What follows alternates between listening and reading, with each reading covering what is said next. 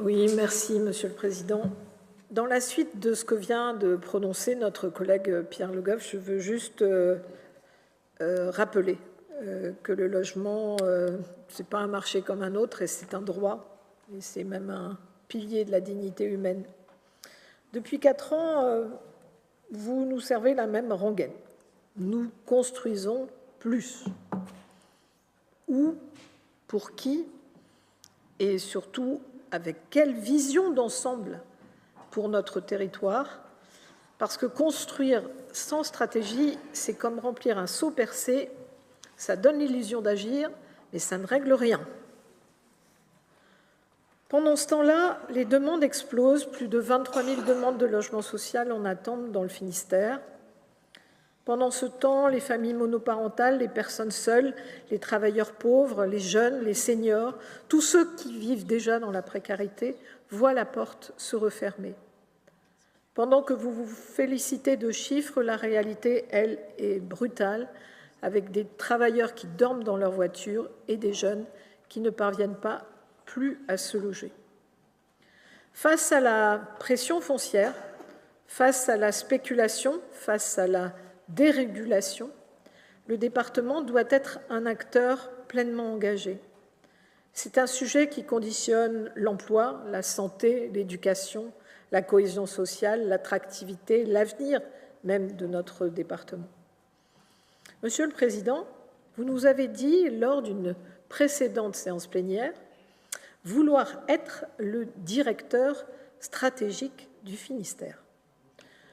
Personnellement, je pense que ce n'est pas le rôle d'un président de département, mais soit.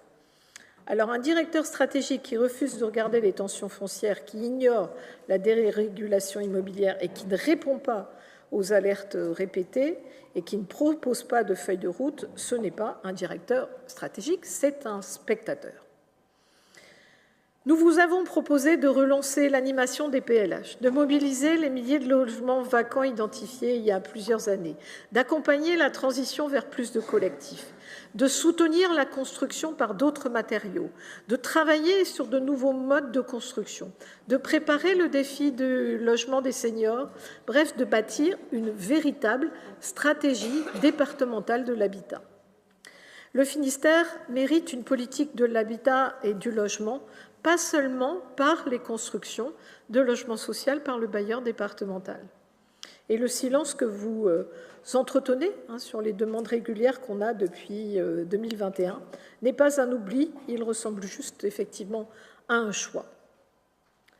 Partout, dans de nombreux départements en France, et c'est là où la chose devient compliquée en revenant de rencontres avec des élus présents au Congrès des maires, les élus font des propositions. Elles sont à la fois locales et elles sont aussi nationales pour faire évoluer les politiques de l'habitat. Qu'est-ce que vous attendez pour nous mettre au boulot là-dessus ? La proposition de loi de simplification du droit de l'urbanisme et du logement du député Uwe Wart, qui a été déposée à l'Assemblée nationale en avril dernier et dont le Premier ministre a indiqué en conclusion des travaux du Congrès des maires qu'il souhaitait qu'elle puisse être débattue au plus vite au Parlement, propose de nombreuses actions. Est-ce que nous, en Finistère, on peut étayer, argumenter, contredire ce qu'elle contient? Une contribution finistérienne à ce débat aurait du sens. Mettons-nous au boulot, ça devient urgentissime. Tant que le département se contentera de construire sans donner de cap et sans planifier, il laissera des milliers de Finistériens sans solution.